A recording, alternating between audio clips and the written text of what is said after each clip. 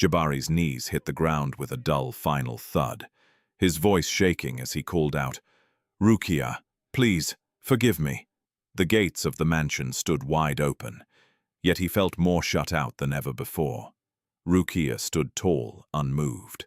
Behind her, three young women, Amina, Zara, and Nafisa, watched in silence, the same daughters he once rejected, now standing as everything he had lost, his hands stretched forward, desperate. But no one came to lift him. Because some mistakes don't just break a home, they erase your place in it forever. Where are you watching from, and what time is it there right now? Don't forget to subscribe and join this journey. Long before Jabari would one day fall to his knees in regret, there was a small worn house at the edge of Kano where everything began. The house stood at the end of a narrow, dusty path, its walls cracked from years of heat and neglect. The roof rattled whenever the wind passed, and the single window barely let in enough light. Yet when Rukiya first stepped into it as a bride, she did not see its flaws. She saw a future. She had grown up believing that a woman could build a home, not with money but with patience, kindness, and endurance. So she cleaned every corner, patched what she could, and filled the space with quiet care. She woke early, cooked simple meals, and waited each evening for her husband to return. In those early days, Jabari was not yet the man he would later become. He worked long hours at a mechanic yard, his hands always stained with oil and his clothes carrying the smell of metal and sweat.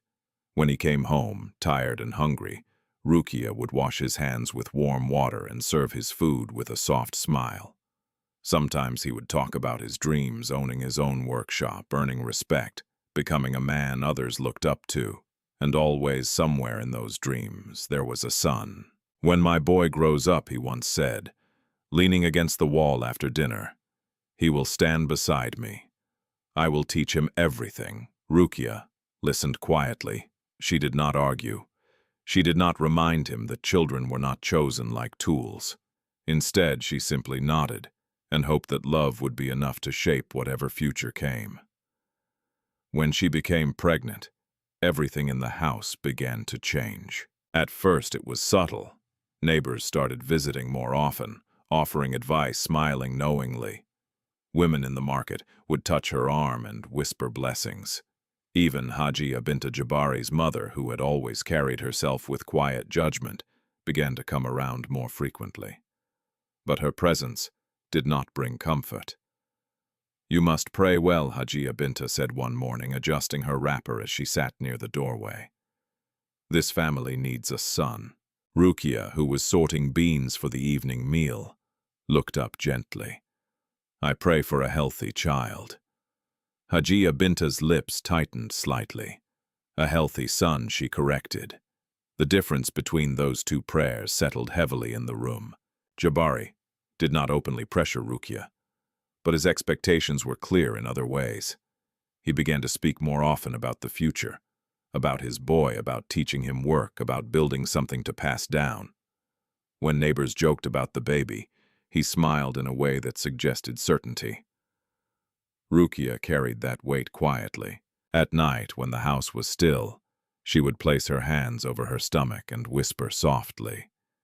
She did not ask for a son or a daughter. She only asked that her child arrive safely, that her home would remain whole.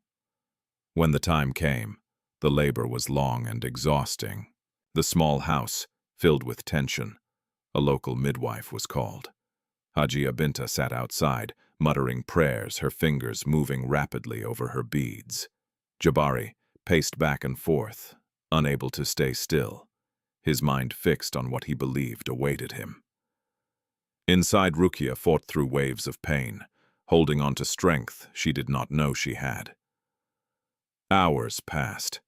Then finally the cry of a newborn filled the room. "It is a girl," the midwife announced. For Rukiya, the world seemed to pause. A girl, her child. They placed the baby in her arms and everything else faded away. The little girl was warm and fragile, her tiny fingers curling instinctively, her breathing soft and steady. Rukiya's heart filled instantly. No hesitation, no disappointment, only love. Amina, she whispered, tears forming in her eyes. It was a name she had chosen quietly, a name she had hoped to speak with joy. But as she looked up, she noticed something was wrong.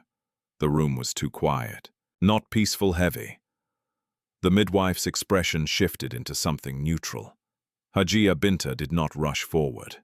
When she finally stepped closer, she looked at the baby with a face that held no excitement. "A child is a child," she said, though her voice carried little warmth. Jabari entered moments later. Rukiya searched his face, hoping to see pride, relief, happiness, anything that would mirror what she felt. But he simply stood there looking at the child without expression. "She is healthy," the midwife added. Jabari nodded slowly. "Good." That was all. He did not smile. He did not step forward. He did not say the child's name. Instead, he turned slightly away. "You should rest," he said to Rukiya. The words were calm but empty. In that moment, something invisible shifted inside the house. Life continued, but it no longer felt the same. The days that followed revealed the truth more clearly. Jabari did not reject Amina outright, but he did not embrace her either. He rarely held her. When she cried, he waited for Rukiya to respond. When neighbors came to visit, he spoke politely, but without pride. Rukiya noticed every detail. She carried Amina on her back while cooking, cleaning, and fetching water. She sang softly to her, poured all her warmth into the child, determined that her daughter would never feel unwanted, even if the world tried to tell her otherwise. But the pressure from outside only grew stronger. Hajia Binta began visiting more often, her tone less forgiving each time. "You must not relax," she warned one day, watching Rukiya wash clothes outside. "Men can be patient, but not forever." Rukiya kept her eyes on the basin. "She is his child." Hajia Binta shook her head. "Men need sons, that is the truth." The words echoed long after she left. Jabari became quieter. He spent longer hours away from home, sometimes returning late, sometimes barely speaking when he arrived. When he sat down to eat, he focused only on his food. When Amina made small sounds nearby, he did not respond the way Rukiya had hoped he would. It was not anger, it was distance.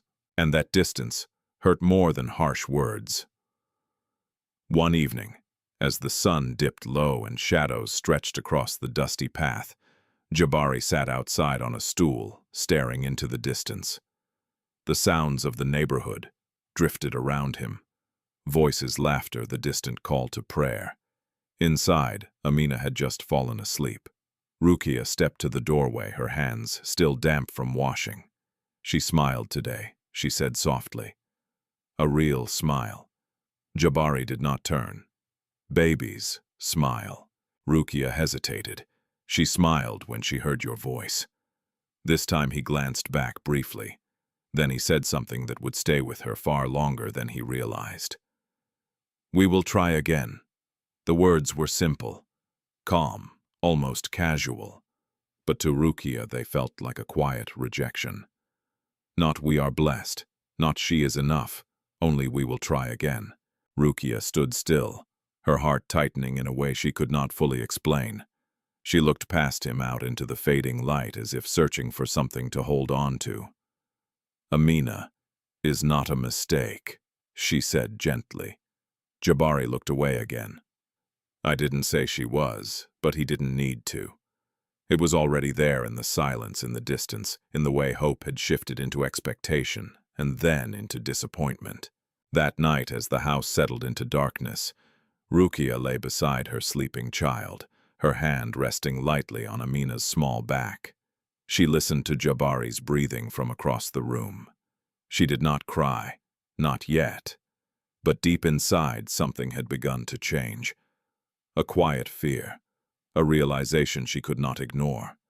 That love alone might not be enough to protect what she was trying to build, and that the home she had once believed in was already beginning to fracture. The months after Amina's birth did not bring healing to the house. Instead, they revealed cracks that could no longer be hidden.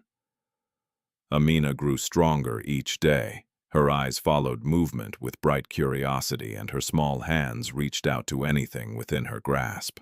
She had a calm spirit, rarely crying for long, as if she had already learned that the world did not always respond to her needs.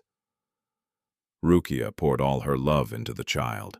Every morning before the sun fully rose, she tied Amina securely to her back and stepped into the day's work. She swept the compound, fetched water from the public tap, and prepared food with quiet efficiency. When Amina stirred, Rukiya would hum softly, her voice low and soothing, wrapping the child in warmth that no one else seemed willing to give. To Rukiya, Amina was not a disappointment. She was everything. But outside that bond, the world remained unchanged. Hajiya Binta's visits became sharper in tone and shorter in patience. She no longer pretended to hide her dissatisfaction. Her words carried the weight of expectation, and she delivered them without hesitation.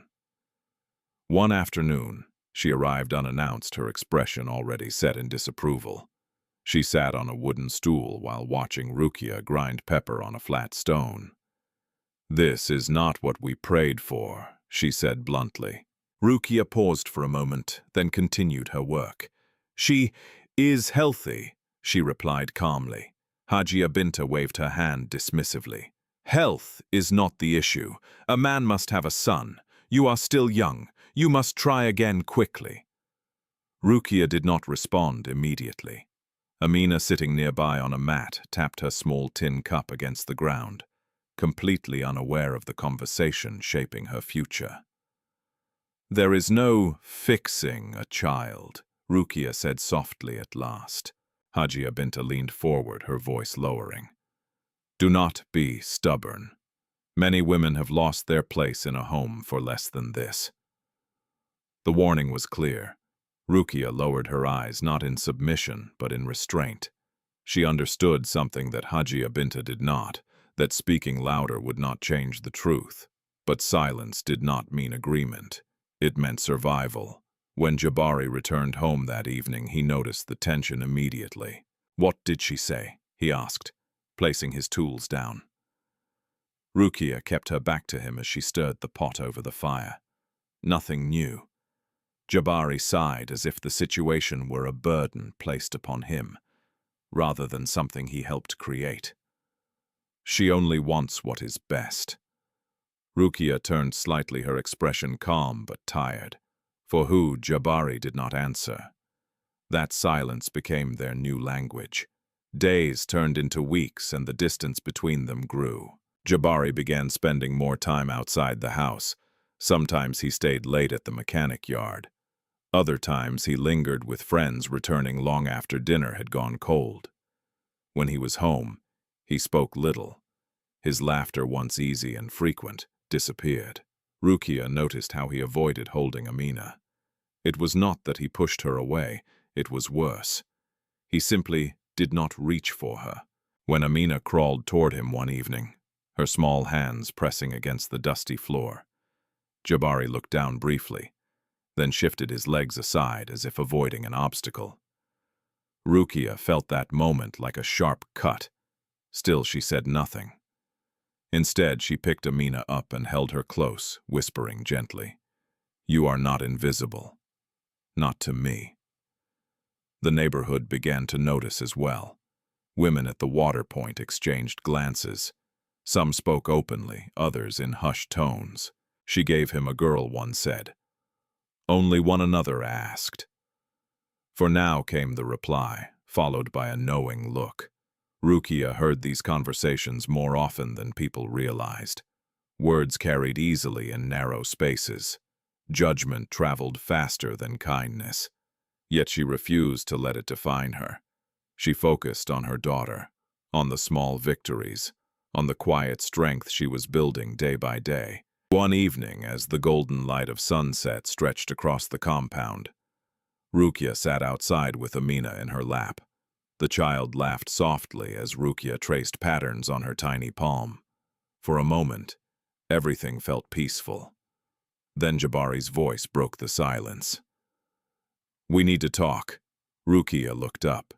He stood a few steps away, his posture rigid, his expression serious. She adjusted Amina on her lap. "I'm listening." Jabari hesitated as though choosing his words carefully. "My mother is right," he said finally. "We cannot continue like this." Rukiya felt her chest tighten slightly. "Like what without a son?" he replied. The simplicity of his answer made it heavier. Rukiya studied his face, searching for something. Doubt, softness, hesitation. But there was none. "And Amina?" she asked quietly. Jabari glanced at the child, then looked away. "She is... fine, fine." The word felt empty. Rukiya's voice remained steady, though her heart was not. "She is your daughter." "I know," he said quickly, almost defensively, "but we need more. We need to try again." There it was again. Not love, not acceptance, expectation. Rukiya took a slow breath. "And if the next child is also a girl?" Jabari did not answer immediately. His silence spoke louder than any words. Rukiya nodded slowly, understanding everything he could not say out loud. "That is not something I control," she said. Jabari's jaw tightened. "Then, you must pray harder." For the first time, something flickered in Rukiya's eyes. Not anger, but something deeper. "I have been praying," she said quietly, "just not for the same thing you are." Jabari frowned. "What does that mean?" "It means," she replied, "I pray for peace in this house, for love, for understanding." He shook his head. "Those things do not build a future." Rukiya looked down at Amina, who was now resting her head against her chest, completely unaware of the weight of the conversation. "They are the only things that do," she said softly. Jabari turned away, clearly frustrated. "We will try again," he repeated, as if that settled everything. But this time, the words did not land the same way. This time they did not simply hurt. They revealed something final. Rukiya watched him walk back into the house, her heart heavy but her mind clear. She realized that the man she had married was no longer standing beside her. He was standing on the other side of an invisible line, one drawn by pride, expectation, and a belief that love could be measured by gender. That night, as the house fell into silence, Rukiya lay awake once again. Amina slept peacefully beside her, her breathing soft and steady. Rukiya placed a protective hand over her. In the darkness, she made a quiet promise. No matter what came next, no matter how heavy the pressure became, she would not allow her daughter to grow up believing she was not enough, even if it meant standing alone. Because something inside Rukiya was changing, not breaking, strengthening, and though she did not yet know it, the choices made in this silence would shape everything that followed. The second pregnancy came sooner than Rukiya had hoped. It was not born from joy or readiness, but from pressure, silent, persistent, and impossible to ignore. After Jabari's repeated insistence and the growing weight of Hajia Binta's expectations, Rukiya found herself once again carrying a child, while still learning how to protect the one already in her arms. This time the atmosphere in the house was different from the beginning. There were no quiet moments of shared anticipation, no gentle conversations about the future, no soft smiles exchanged in the early morning light. There was only expectation. Jabari no longer spoke in possibilities. He spoke in certainty. "This time will be different," he said one evening, his voice firm as he sat outside sharpening a tool. "It has to be." Rukiya stood by the doorway, Amina tied securely to her back, her small head resting against her shoulder. "Every child is different," she replied carefully. Jabari did not look at her. "You know what I mean." Yes, she did, and that knowledge sat heavily inside her. As the months passed, the pressure around her grew stronger. Hajia Binta visited almost daily now, bringing with her a constant stream of advice, warnings, and thinly veiled threats. "You must not fail again," she said one afternoon, her voice low but sharp. "A man will not wait forever." Rukiya kept her gaze, lowered her hands busy with peeling cassava. "Children are not a test to pass or fail." Hajia Binta scoffed, spoken like someone who has never lost everything. The words lingered in the air long after she left. Even the neighbors seemed to watch more closely this time. Women whispered when Rukiya passed. Some offered encouragement, but most simply observed as if waiting for the outcome of something that would confirm what they already believed. Rukiya carried the weight, quietly. At night she lay beside Amina, one hand resting on her daughter, the other on her growing belly. She whispered the same prayers as before, not for a son, not for approval, but for strength, because she could feel it now. Something was coming, and it would change everything. When the labor began, the tension in the house was almost unbearable. Jabari did not pace this time. He sat still, his face tight, his hands clenched together. Hajia Binta moved back and forth, muttering prayers under her breath, her eyes filled with urgency. Inside, Rukiya endured the pain with quiet determination. She had done this before, but this time it felt heavier, not just physically, but emotionally, as if the outcome of this moment would decide the fate of her entire life. Hours passed. Then once again the cry of a newborn filled the room. "It is a girl," the midwife said. Silence followed, but this silence was not like the first. This one was sharper, colder, final. Rukiya closed her eyes for a brief moment as the words settled in. Then she opened them again and reached for her child, her second daughter, Zara. The baby was placed gently in her arms and, just like before, love came instantly. Pure, overwhelming, unquestionable. But this time Rukiya did not look up right away. She already knew what she would see. When she finally lifted her gaze, Jabari was standing at the doorway. His face was no longer empty. It was hard. "You said you prayed," he said slowly. Rukiya's heart tightened. "I did." He shook his head, a bitter laugh escaping his lips. "Then what kind of prayer is this?" The midwife shifted uncomfortably, glancing between them. Rukiya held her newborn closer. "A child is a blessing." Jabari's voice rose slightly. "A son is a blessing." The difference between those two statements cut through the room like a blade. Hajia Binta stepped forward, her expression filled with disappointment that she no longer tried to hide. "This is not acceptable," she said flatly. Rukiya felt something inside her begin to shake, not from weakness but from the strain of holding everything together. "She is our child." Rukiya said, her voice steady despite everything. "No," Hajia Binta snapped. "She is another mistake." The word landed heavily. "Mistake." Rukiya's grip tightened around the baby. "Do not call her that." For the first time there was firmness in her tone. Jabari noticed, and instead of softening it, made him angrier. "You are starting to forget your place," he said coldly. Rukiya met his gaze. "My place is as their mother," she replied quietly. The room fell into a tense silence. Something had shifted, not just in the situation but in Rukiya herself. The days that followed were the hardest she had ever known. Jabari no longer hid his frustration. He spoke less, but when he did, his words carried sharp edges. He stayed away from the house more often, and when he returned, he rarely acknowledged Zara at all.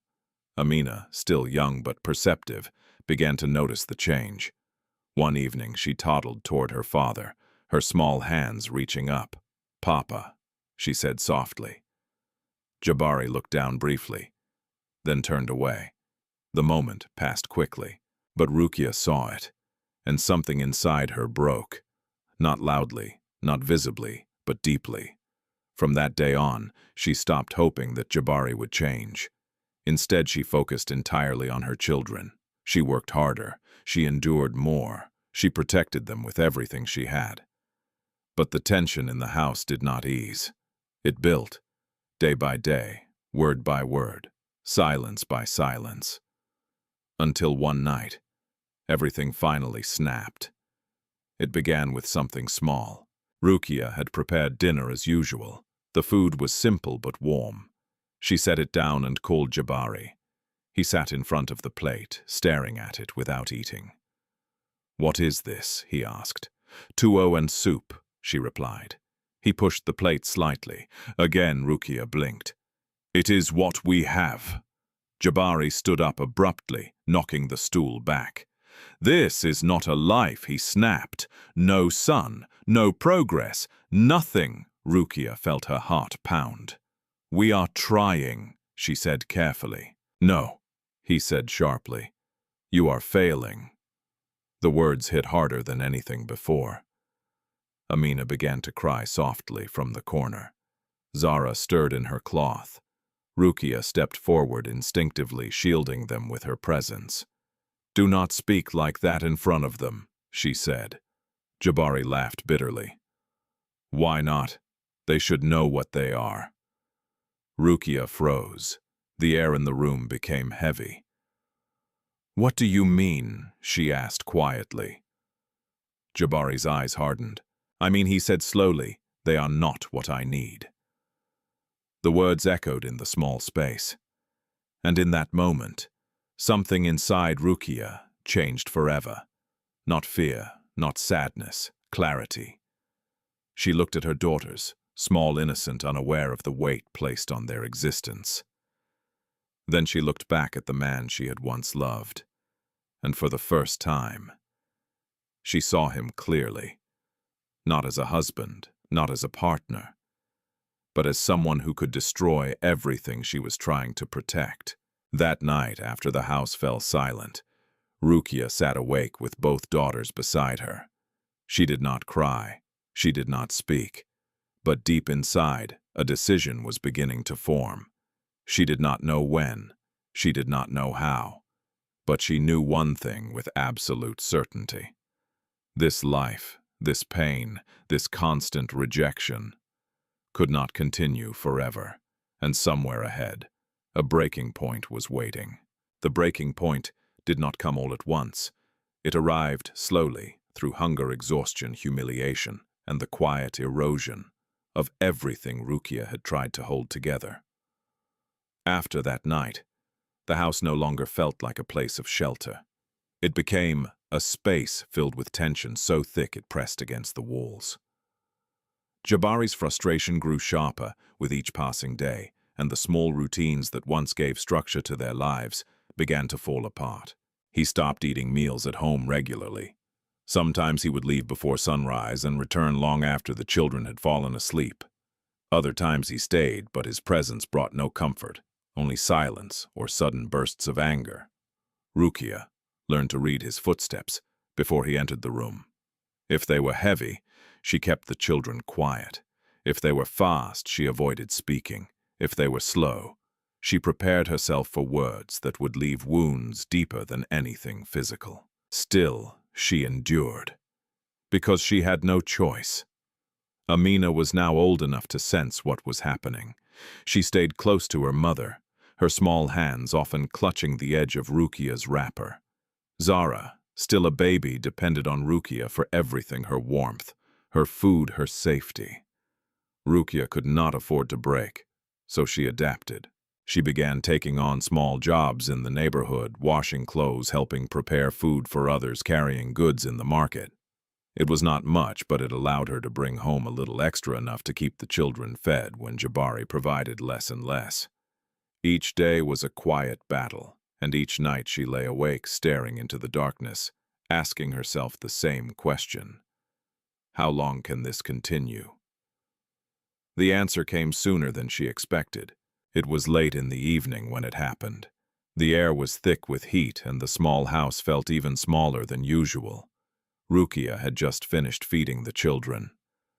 Amina sat quietly beside her while Zara slept against her chest. Jabari entered without a word. His expression was unreadable. Rukiya felt the tension immediately. "Welcome," she said softly. He did not respond. Instead, he looked around the room slowly, as if seeing it for the first time and disliking everything he saw. "This is not working," he said finally. Rukiya's heart tightened. "What do you mean?" Jabari took a step forward.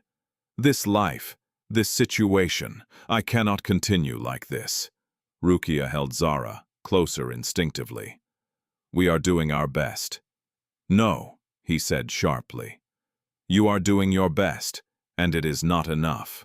The words landed hard. Amina looked up, her eyes wide with confusion. Rukiya forced herself to remain calm. "What do you want me to do?" Jabari's answer came without hesitation. "Give me a son." The room fell silent. Rukiya felt something cold settle inside her. "I cannot control that," she said quietly. Jabari's jaw tightened. "Then what use are you to me?"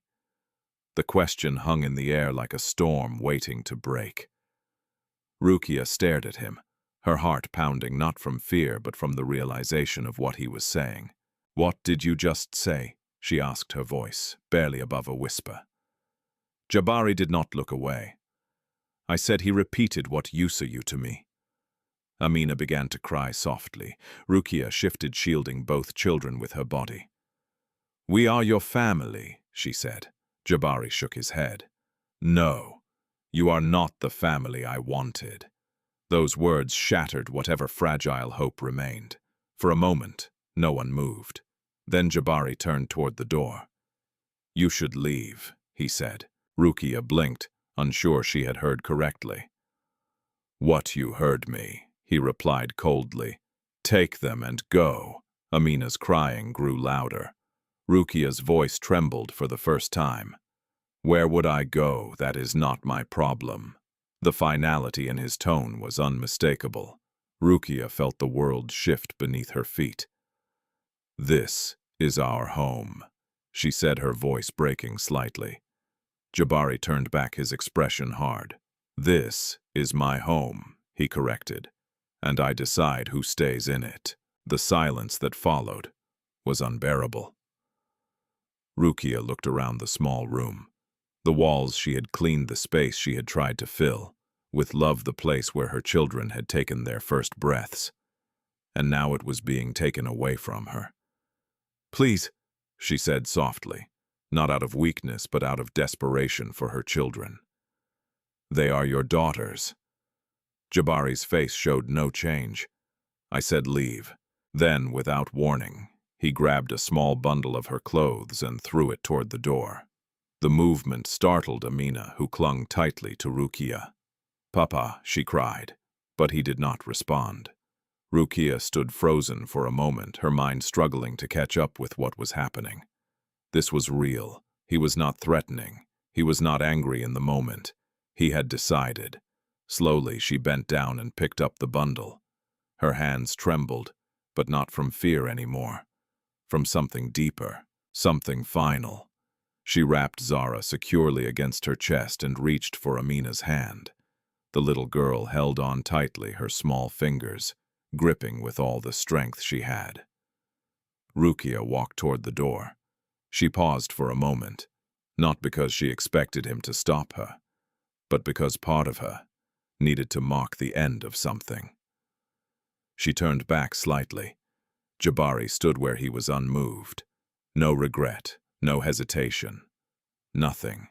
Rukiya swallowed the pain rising in her throat. Then she stepped outside. The night air felt heavy, unfamiliar. Behind her, the door closed, and just like that, everything changed. Rukiya stood there for a moment, holding her children with nowhere to go. Amina looked up at her, tears still on her face. "Mama, where are we going?" Rukiya looked down at her daughters, the only two people who depended on her completely. She did not have an answer, but she could not let them see that. She forced a small, steady smile. "We are going somewhere safe," she said, even if she did not yet know where that was. They began to walk, step by step, into the unknown. The streets were quieter at night, but not empty. People passed by, some glancing at them briefly. others not noticing at all.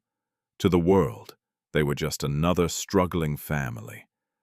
But to Rukiya, this was the beginning of something she had never imagined. Not just survival, transformation. As she walked, one thought repeated itself in her mind. She had lost everything, but she still had her daughters. And that meant she still had something worth fighting for, no matter how hard the road ahead would be. The first night without a home was the longest night of Rukiya's life. She walked until her legs felt weak, carrying Zara against her chest and holding tightly onto Amina's small hand. The streets of Kano, so familiar during the day, felt different at night, quieter, colder, and far less forgiving. Shops were closed, lights dimmed, and the few people who remained outside moved quickly, each focused on their own survival. Rukiya had nowhere to go. She thought of neighbors, distant relatives, anyone who might offer a place to rest, but each possibility faded as quickly as it came. Some doors were already closed long before this night. Others were simply too far to reach, so she kept walking. Eventually, exhaustion forced her to stop. Near the edge of a busy marketplace where traders usually filled the space during the day, there was a covered stall made of wood and rusted metal sheets. It was empty now, the ground beneath it dry but uneven. Rukiya stepped inside. It was not a home, but it was shelter. She gently lowered herself to the ground, adjusting Zara so the baby could sleep more comfortably. Amina sat beside her, still holding onto her wrapper, her eyes wide with fear and confusion. "Mama," she whispered, her voice trembling. "Are we sleeping here?" Rukiya swallowed the lump in her throat. "For tonight," she said softly. Amina nodded, trying to be brave, but her small body leaned closer, seeking comfort. Rukiya wrapped one arm around her, pulling both children close. She listened to the distant sounds of the city footsteps, faint voices, the occasional passing vehicle, and tried to calm her racing thoughts. She did not sleep. Not really. Every sound made her alert. Every movement in the shadows made her tighten her grip on her children. Her mind kept returning to the same moment, the door closing behind her. The finality of it, the way everything had ended without warning. But as the night slowly gave way to early morning, another thought began to take its place. She was still here, and so were her daughters. That had to be enough. When the first light of dawn spread across the sky, the marketplace began to wake. Vendors arrived, setting up their goods, arranging baskets of vegetables, lighting small cooking fires. The noise grew steadily, and with it came curious glances toward the corner where Rukiya sat with her children. Some people looked with pity, others with indifference, a few with quiet judgment. Rukiya felt every gaze, but she kept her head high. She had no space for shame. Not anymore. She adjusted Zara on her chest and helped Amina stand. "Come," she said, gently.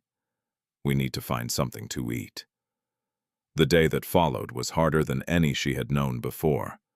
Rukiya approached small food stalls, offering to help in exchange for leftovers.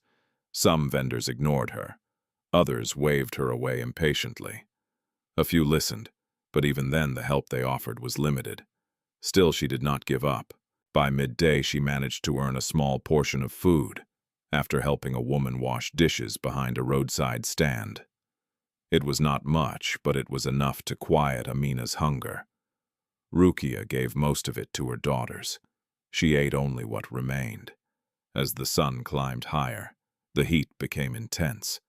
Sweat clung to her skin, and the weight of Zara against her chest grew heavier with each passing hour. But she kept moving, because stopping meant thinking, and thinking meant facing the uncertainty of everything ahead. It was in the late afternoon, when exhaustion began to slow her steps, that something unexpected happened. An older woman dressed in simple but clean clothing stood watching her from across the market. Her name was Mama Halima. She had been observing Rukiya since morning, the way she worked without complaint, the way she cared for her children, the quiet dignity she carried even in hardship. When Rukiya approached her stall offering to help, Mama Halima did not dismiss her. Instead, she asked a simple question. "Where is your home?" Rukiya hesitated. Then she answered honestly, "I don't have one." Mama Halima studied her for a moment longer, her eyes sharp but not unkind. "And their father?" she asked, nodding toward the children. Rukiya's voice remained steady. "He sent us away." There was no need for more explanation. Mama Halima sighed softly as if she had heard this story too many times before. "Come," she said, gesturing behind her stall. Rukiya blinked unsure. "I can work," she said quickly. "I don't need." "I did not say you would not work," Mama Halima interrupted. "I said come." There was firmness in her tone, but also something else. Understanding. Rukiya followed. Behind the stall was a small shaded area where water containers and cooking supplies were kept. Mama Halima handed her a cloth and pointed to a stack of dishes. "You will wash," she said. "Carefully." Rukiya nodded immediately. As she worked, Mama Halima kept a watchful eye, not just on her work, but on how she handled her children, how she moved, how she carried herself. By the time the sun began to set, Rukiya had finished everything asked of her. Mama Halima handed her a plate of food. "For you and the children," she said. Rukiya accepted it with both hands. "Thank you." They ate quietly. For the first time since leaving the house, Rukiya felt something close to relief. It was small, temporary, but real. As evening approached, Rukiya prepared to leave, gathering her children. "Where are you going?" Mama Halima asked. Rukiya paused. "Back to the market." Mama Halima frowned slightly. "To sleep there again." Rukiya lowered her eyes. "I have no other place." For a moment, Mama Halima said nothing. Then she spoke. "There is a small space behind my home," she said slowly. "It is not much, but it is safer than the market." Rukiya looked up surprised. "I cannot," she began. "You can," Mama Halima said firmly. "But you will work. This is not charity." Rukiya felt her chest tighten, not with fear, but with gratitude she could barely contain. "I will work," she said quickly. "I will do anything." Mama Halima nodded. "Good. Then come." That night, Rukiya and her daughters slept in a small, simple space behind Mama Halima's home. It was not comfortable, but it was safe. And for the first time in days, Rukiya allowed herself to close her eyes without fear. As she lay beside her children, listening to their steady breathing, she felt something shift inside her. Not hope, not yet, but possibility. She had lost everything, but she had not lost her strength. And now, she was no longer completely alone. Somewhere deep within her, a quiet determination began to grow. She would not just survive. She would rise, for herself, for her daughters, no matter how long it took. The days that followed marked the beginning of a different kind of life for Rukiya, one built not on hope alone, but on discipline, endurance, and a quiet refusal to give up. Mama Halima's home was modest, just a few rooms built from aging cement with a small courtyard in the middle and a cooking area behind. The space she offered Rukiya was no more than a narrow corner covered with a tin roof, but to Rukiya, it felt like stability. It was the first time since leaving Jabari's house that she woke up without fear tightening her chest. But safety did not mean comfort. From the very first morning, Mama Halima made it clear that Rukiya's place there came with responsibility. "You will wake before me," she said, her voice firm. "The fire must be ready before the sun rises. Water must be fetched. Work does not wait." Rukiya nodded without hesitation. "Yes, Mama," and she meant it. Before dawn each day she rose quietly, careful not to wake the children. She tied Zara securely to her back, left Amina sleeping for a few more moments and stepped into the cool morning air to begin her tasks. She fetched water, lit the fire, cleaned the cooking area, and prepared ingredients for the day's meals. When Amina woke, Rukiya would bring her close, washing her face gently, whispering encouragement that only a child could fully understand. "You are strong," she would say softly. "Stronger than you know." Amina listened, her small face serious as if she already understood that life had changed. At the market, Rukiya worked beside Mama Halima from morning until evening. She washed dishes, chopped vegetables, served customers, and carried heavy containers when needed. The work was exhausting, but she did not complain. Every task, no matter how small, felt like a step forward. Mama Halima watched her closely, not with suspicion, but with careful judgment. She noticed how Rukiya never cut corners, how she moved quickly without being careless, how she treated customers with respect even when they were impatient or rude. Most of all, she noticed how Rukiya never used her children as an excuse to avoid responsibility. Instead, she worked with them beside her. Amina began to help in small ways, handing over utensils, wiping surfaces, watching carefully as her mother moved through each task. Though still young, she carried herself with a quiet maturity that did not go unnoticed. One afternoon, as the market buzzed with activity, Mama Halima called Rukiya aside. "You work like someone who has no choice," she said. Rukiya wiped her hands on her wrapper. "Because I don't." Mama Halima studied her for a moment. "That is good. But you must also work like someone who has a future." Rukiya frowned slightly, unsure what she meant. "Survival is not enough," Mama Halima continued. "If you only survive, you will remain here forever." The words settled deeply. Rukiya nodded slowly. "Then I will do more." Mama Halima gave a small approving nod. "We will see."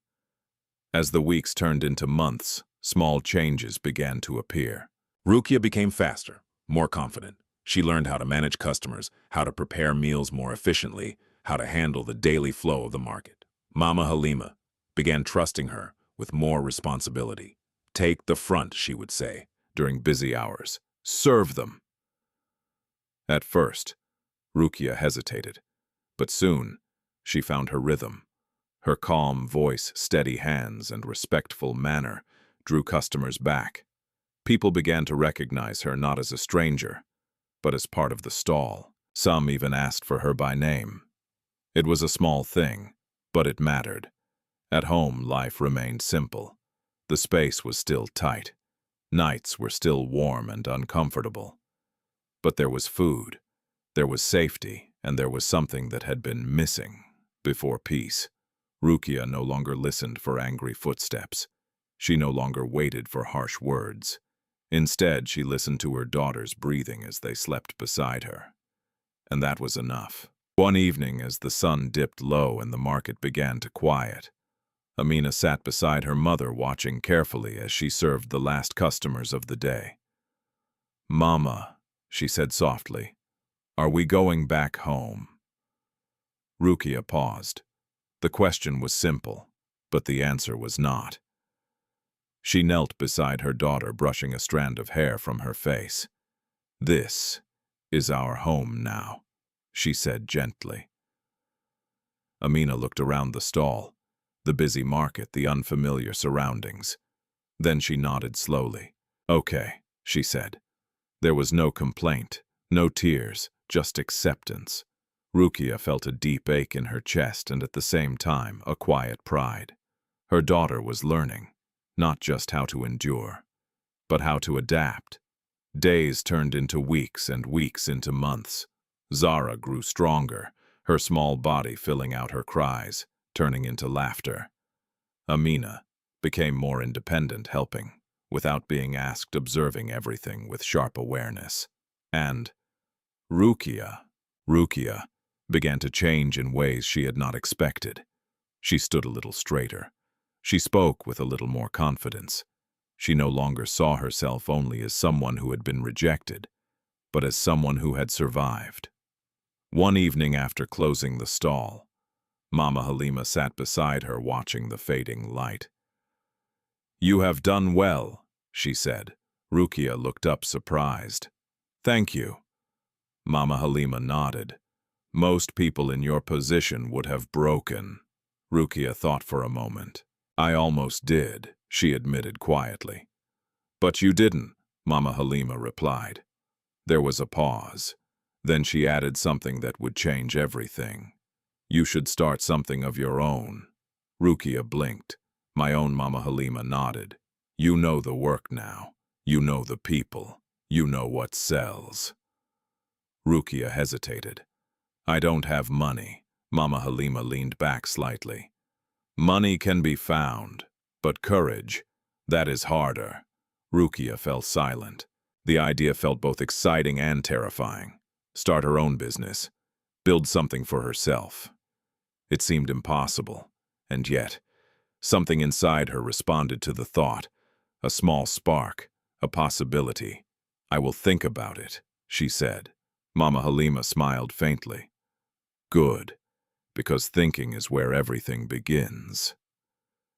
That night, as Rukiya lay beside her daughters, she stared into the darkness, her mind racing with thoughts she had never allowed herself before. What if she could do more? What if she could build something that belonged to her? What if this was not the end of her story, but the beginning?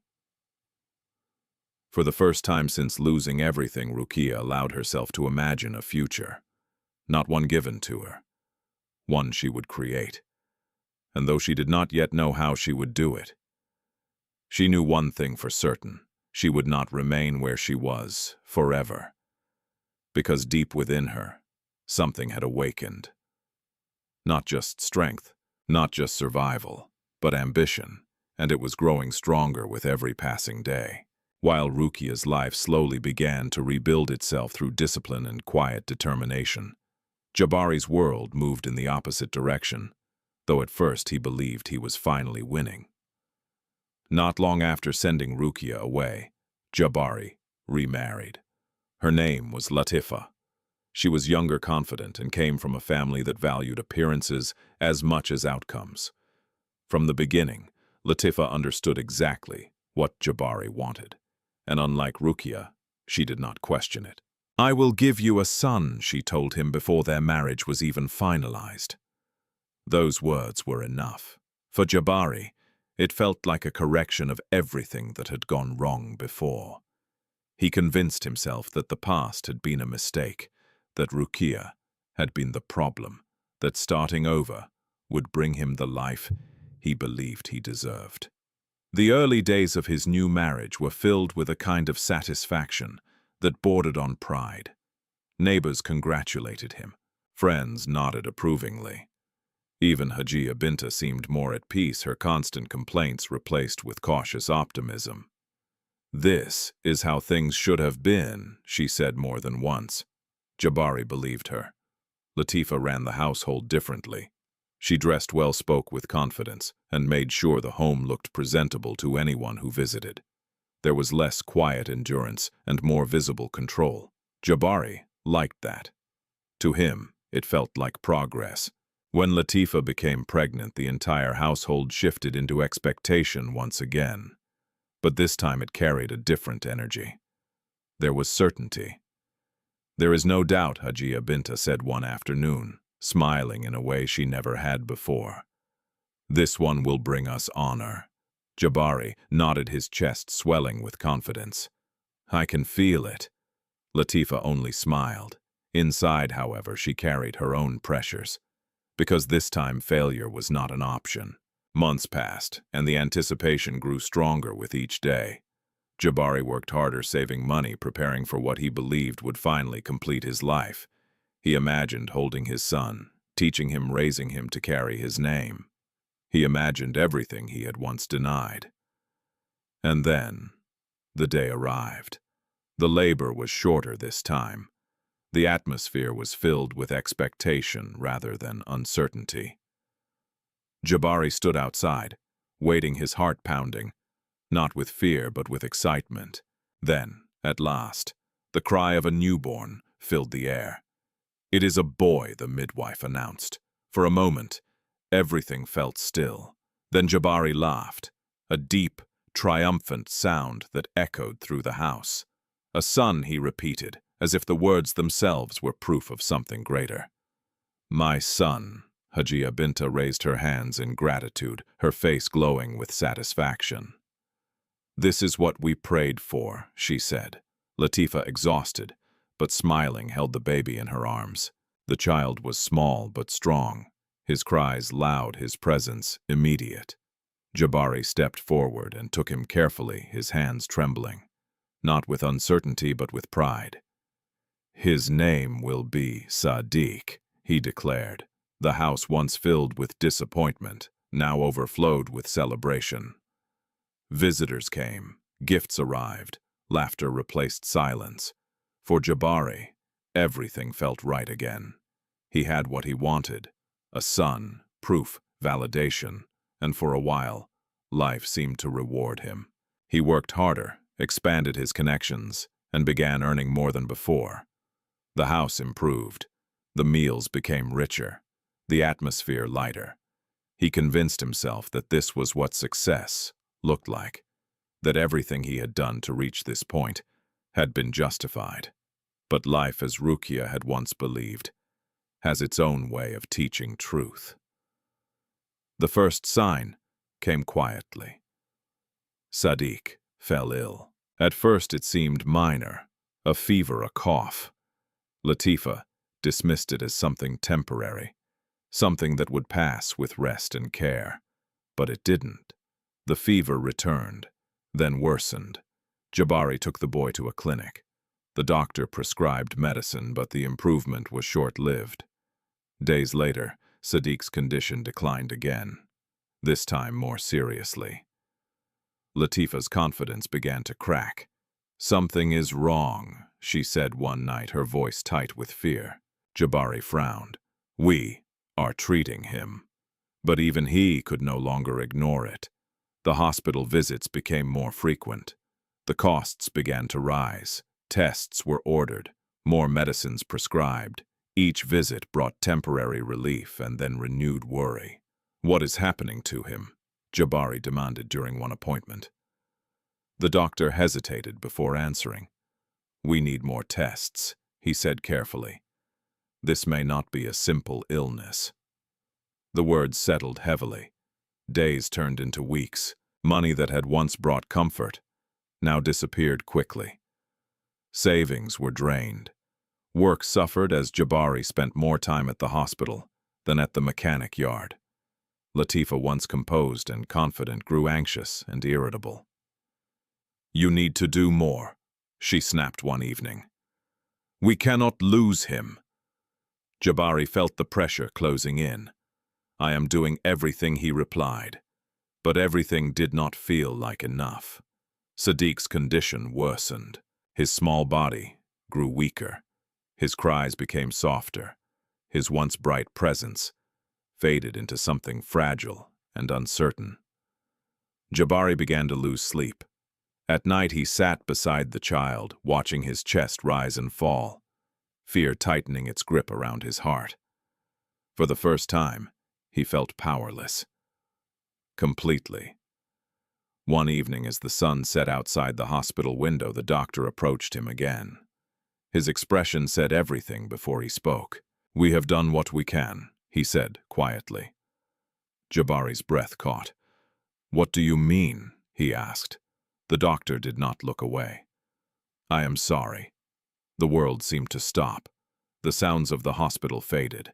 Everything narrowed into a single unbearable moment. "No," Jabari said, shaking his head. "No, you can't. You have to do something." But there was nothing left to do. Hours later, Sadiq was gone. The child Jabari had believed would complete his life had been taken from him before that life could even begin. The silence that followed was heavier than anything he had ever known. No celebration, no pride, no victory, only loss. Latifa did not stay. Within weeks, unable to bear the grief or perhaps unwilling to carry it, she left. No long explanation, no final conversation. Just absence.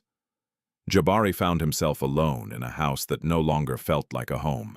The same walls that had once echoed with laughter now felt hollow. The same space that had once held pride now held only regret. For the first time, he began to remember Rukiya, Amina, the life he had thrown away. He pushed the thoughts aside at first, but they kept returning, stronger, louder, impossible to ignore. Because now, he understood something he had never allowed himself to see before. A son had not been the answer, and losing everything had not been an accident. It had been the cost of his own choices. While Jabari's world collapsed under the weight of loss and regret, Rukiya's life continued to move forward, slowly at first, then with growing strength. The idea Mama Halima had planted in her mind did not disappear. It stayed. At first, Rukiya tried to ignore it. Starting her own business felt too big, too risky, too far beyond her reality. She had no savings, no formal education, no support system beyond the woman who had already given her more than she expected. But each day at the market, the thought returned. She noticed what customers preferred. She paid attention to what sold quickly and what didn't. She observed how people responded to different flavors, different prices, different ways of serving. Without realizing it, she was learning, and learning began to replace fear. One evening after closing the stall, Rukiya sat beside Mama Halima. As usual, her mind clearly occupied. "You are thinking again," Mama Halima said without looking at her. Rukiya gave a small smile. "I am." And Rukiya hesitated. "I want to try." Mama Halima turned to her, her expression unreadable. "Try what my own food stall," Rukiya said quietly. "Even if it is small." There was a brief silence. Then Mama Halima nodded slowly. "Good!" Rukiya blinked, surprised. "That's all?" Mama Halima raised an eyebrow. "Did you expect me to stop you? I thought—" Rukiya paused. "I thought you might say I'm not ready." Mama Halima gave a short laugh. "No one is ever ready. You either begin, or you stay where you are." The words settled deeply. "But I don't have money," Rukiya added. Mama Halima stood up and walked inside without another word. Rukiya sat there confused until the older woman returned with a small cloth bundle. She placed it in Rukiya's hands. "Open it." Rukiya unfolded the cloth carefully. Inside was money. Not a large amount, but enough to start something small. Her breath caught. "Mama, I cannot take this." "You are not taking it," Mama Halima said firmly. "You are using it." Rukiya shook her head. "What if I fail?" Mama Halima's voice softened slightly. "Then you will learn and try again." Rukiya looked down at the money, her hands trembling. "This is too much," she whispered. "No," Mama Halima replied. "What you have endured is too much. This is only a beginning." Tears filled Rukiya's eyes, but she did not let them fall. Instead, she nodded. "I will not waste it," she said. "I know," Mama Halima replied. And, just like that, everything changed again. The next few days were filled with preparation. Rukiya moved with a sense of purpose she had never felt before. She bought basic ingredients, rice beans, oil, spices. She found a small space at the edge of the market where foot traffic was steady but competition was lower. It was not a perfect location, but it was hers. On the first day she woke before dawn, her heart racing with both excitement and fear. She prepared the food, carefully tasting each batch, adjusting where needed. Amina watched everything closely. "Mama, is this ours?" she asked, her eyes wide. Rukiya smiled. "Yes, this is ours." Amina beamed with quiet pride. Zara, still young, clapped her hands without fully understanding, but sensing the change in her mother's energy. When Rukiya set up her small stall, It felt different from anything she had done before. This was not just work.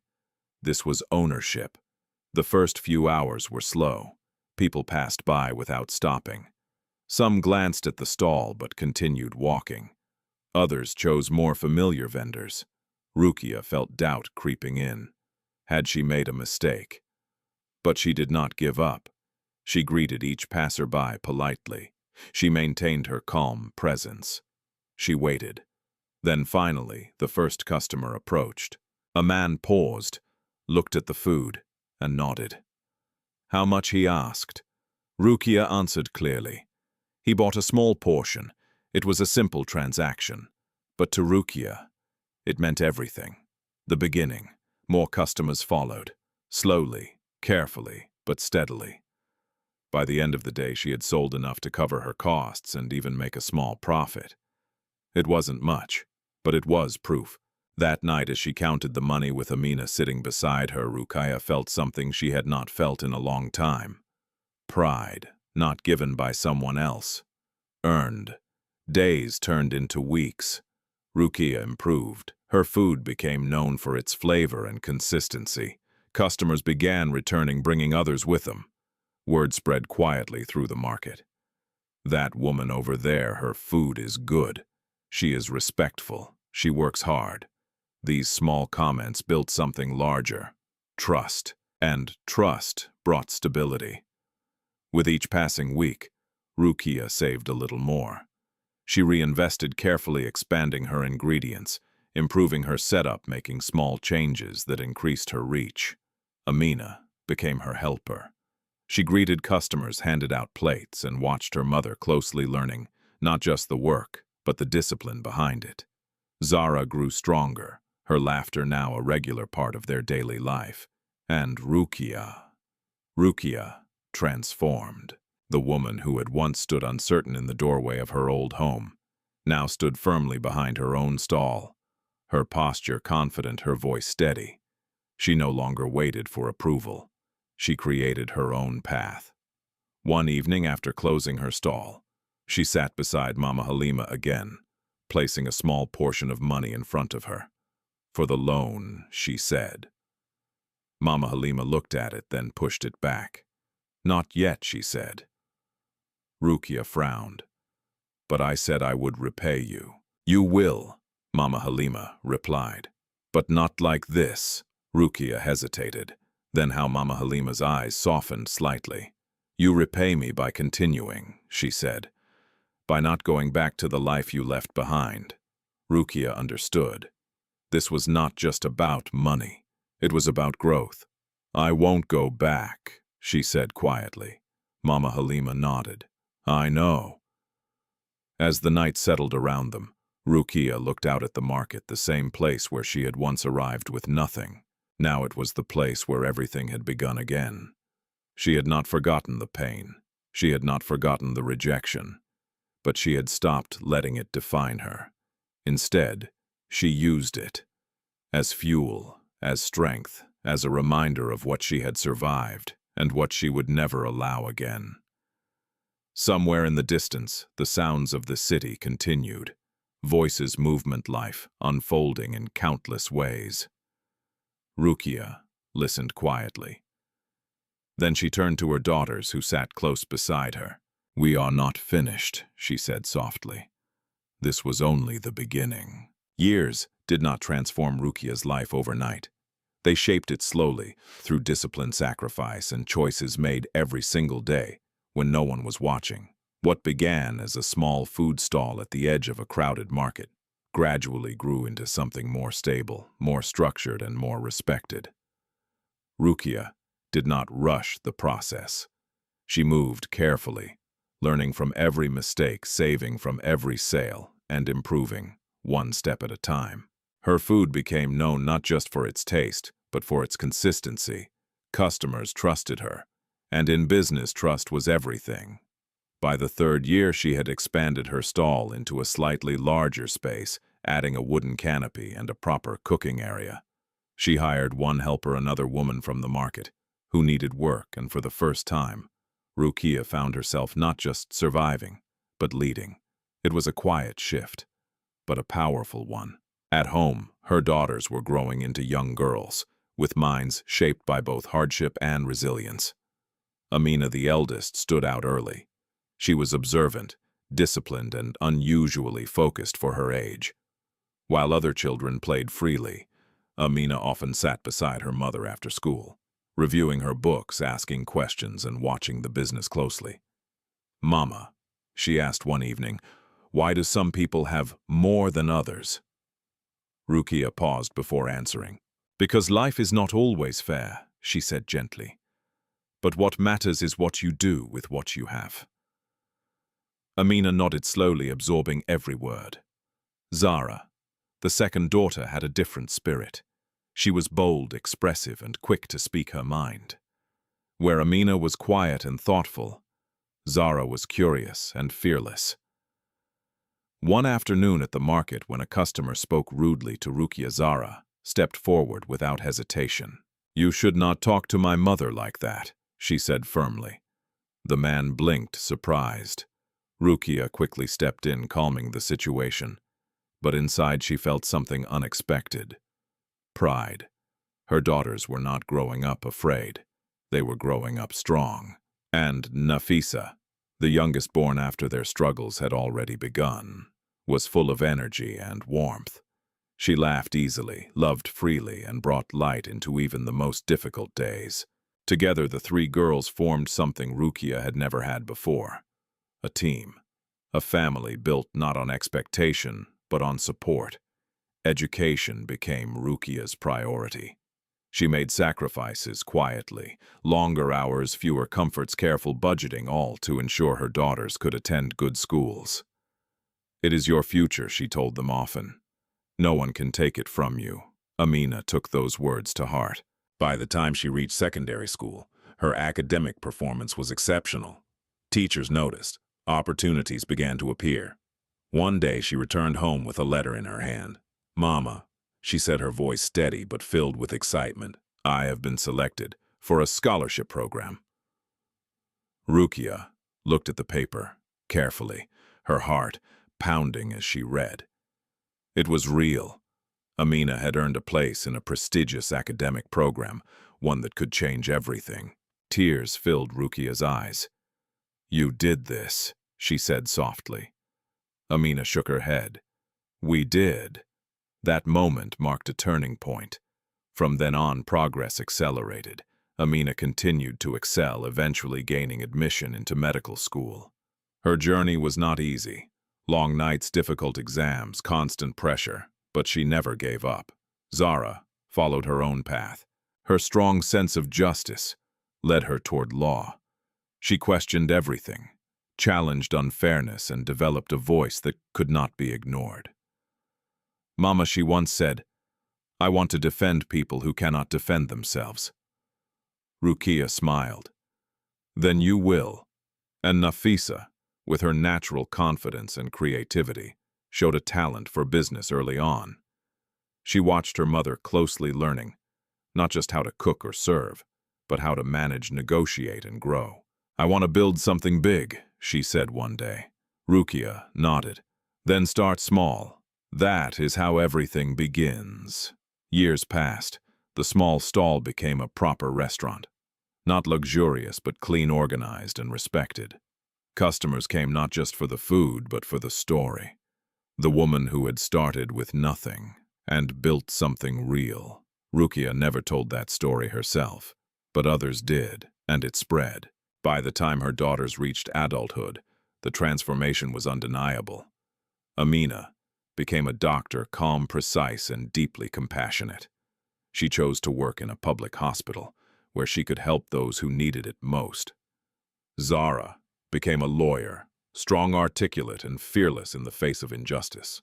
Nafisa stepped fully into the world of business, expanding her mother's work into something even larger, modernizing the restaurant, creating new opportunities, thinking beyond what Rukiya had ever imagined. And Rukiya stood at the center of it all, not as someone who had been saved, but as someone who had built.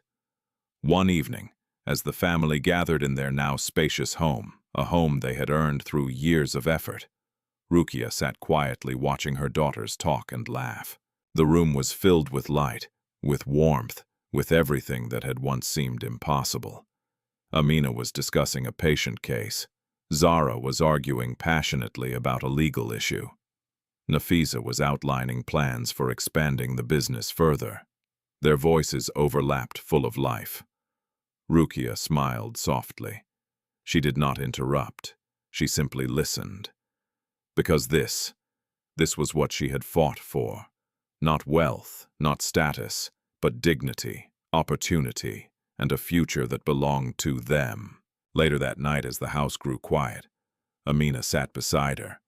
"Mama," she said gently, "are you happy?" Rukiya looked at her daughter, no longer a child, but a woman shaped by strength and purpose. "Yes," she said. Then she paused. "I am at peace." Amina nodded, understanding the difference. Because happiness could come and go, but peace was something you built, something you earned, something that could not be taken away. Rukiya leaned back slightly, her eyes drifting toward the window. The past was still there. The pain, the rejection, the nights of uncertainty, they had not disappeared. But they no longer controlled her. They had become part of her story, not the end of it, and somewhere far away from this life she had created. There was a man who had once believed she was not enough, who had thrown her away, who had chosen pride over love. Rukiya did not think about him often, but when she did, she felt nothing. No anger, no hatred, only distance, because she had moved forward, and she was never going back. While Rukiya's life had risen into something steady and dignified, Jabari's existence had quietly collapsed into something unrecognizable. After Sadiq's death and Latifa's departure, the house that once felt full of pride became unbearably silent. The walls echoed with absence. The laughter that had once filled the space was gone, replaced by a stillness that pressed against him day and night. At first, Jabari tried to continue as if nothing had changed. He returned to the mechanic yard, forced himself into routine, and avoided thinking too deeply about what had happened. When people asked questions, he gave short answers. When they offered sympathy, he nodded and moved on. But grief does not disappear simply because it is ignored. It lingers, it grows, and eventually it demands to be felt. Jabari began to lose focus at work. Small mistakes turned into larger ones. Customers complained. Employers grew impatient. The confidence he once carried faded, replaced by distraction and fatigue. One afternoon, after a costly error, his employer pulled him aside. "You are not the same," the man said bluntly. "If you cannot work properly, you cannot stay." Jabari said nothing, because he knew it was true. Not long after he lost the job, the income that had once supported his life disappeared, almost overnight. Savings were already gone, spent on hospital bills, medicines, and desperate attempts to save a child who could not be saved. Now there was nothing left to fall back on. Days became longer. Nights became heavier. Jabari spent more time alone, sitting outside the house, staring into the distance without really seeing anything. Neighbors passed by, some offering greetings, others avoiding him entirely. People had heard what happened. They had formed their opinions. Some pitied him, others judged him. Few truly understood. But none of that mattered as much as the thoughts he could no longer escape. They came slowly at first. Memories. Rukiya standing quietly in the doorway. Amina's small voice calling Papa. The look in Rukiya's eyes the night he told her to leave. At the time, he had felt justified, certain. Now, those same moments replayed differently. He began to notice things he had ignored before. The way Rukiya had never argued loudly, the way she had worked without complaint, the way she had protected their children, even when she herself was breaking. And Amina. He remembered the way she had reached for him, the way he had turned away. The memory hit harder than anything else. One evening, as the sun dipped low and shadows stretched across the ground, Jabari sat outside, his hands resting loosely on his knees. For the first time, he allowed himself to ask a question he had avoided for years. What if I was wrong? The answer came quickly. You were. The realization did not bring relief.